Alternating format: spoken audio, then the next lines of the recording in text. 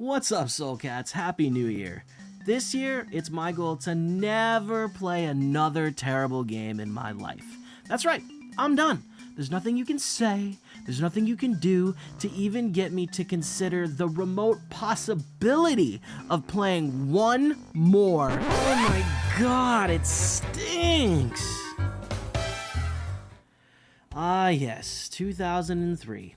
A simpler time for simpler people.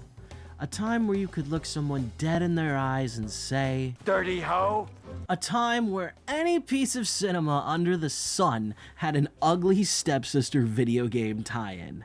And today, we're talking about the Cat in the Hat movie game. Now, if you're anything like me, you've probably asked yourself, how did I get here, and started reliving every single terrible decision from your youth. Dear Dare program. I tried my best. But I think a lot of that trauma came from this era and the rise of movie tie-in video games. They were bad. Now, you probably have a weird aunt who does Eddie Murphy quotes whenever she's making waffles. And that's because in 2001, Mike Myers asked us the age-old question, "What are you doing in my swamp?" That's right. In 2001, Shrek walked so the Cat in the Hat could leave in your bathroom. The Cat in the Hat had a simple premise. What if Mike Myers dressed up as a nightmare-inducing cat? Look, I'm a girl. Hooray!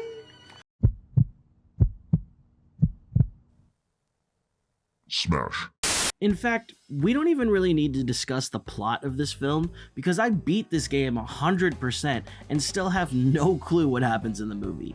I mean, it's not all bad, there are some enjoyable moments, but that being said, a broken clock is right twice a day.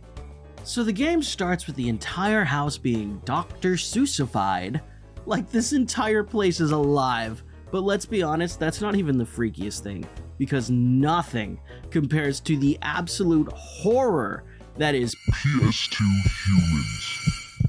So the game starts with the entire house in disarray, and the main antagonist from the film, Quinn, is running from level to level until the cat finally catches up to him for a total of 3 boss fights. Each boss fight giving us a piece of a lock to hopefully close the big red box and end all the chaos going on in the world. Cause like I said, this entire house is alive. The clock, the plants, even the record player have come alive, okay? And I'll buy that a family in the early 2000s has a record player, but what child had a freaking chemistry set in their room and not like a PS2 or something? Nah. My immersion has gone right out the window, because we all know, at 10 years old, there was only one form of valid research. Bill Nye the Science Guy. Bill. The gameplay is simple enough. Each item in the house that has come alive is actually a level, and it is up to the cat to conquer each level and return the item back to its normal self. The game itself is a side-scrolling platforming collectathon. Yes, you can literally only move left and right. But something I really enjoyed about this is there are a ton of hidden areas that can only be found by using a rocket or a teleporter. It really gives you like a 3D feeling to this old school 2D side-scrolling thing. It's like a hybrid, if you will. Combat in this game is interesting to say the least. Basically, the cat can shoot bubbles from his umbrella, and in order to deal any kind of damage, you need to trap basic enemies in a bubble, and then you can send them flying at scenery or other enemies to deal damage. However, some obstacles are just too powerful for our Corpse bubbles. and instead, you need to use goo bubbles to get through certain areas. Each level is filled with 1,500 gems, 3 to 5 movie clips, and a hidden level that requires 4 keys. In order to get the keys, you need to find thing 1 and 2 throughout the level and blast them with a Corpse bubble. The bonus level always has the last 100 gems and 1 movie clip.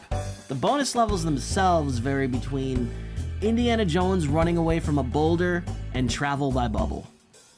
Now the early game's actually a lot of fun in a lighthearted, silly kind of way. The cat has a lot of funny quips that can sometimes push the boundaries, at least for a children's game. I came, I saw, I kicked its ass!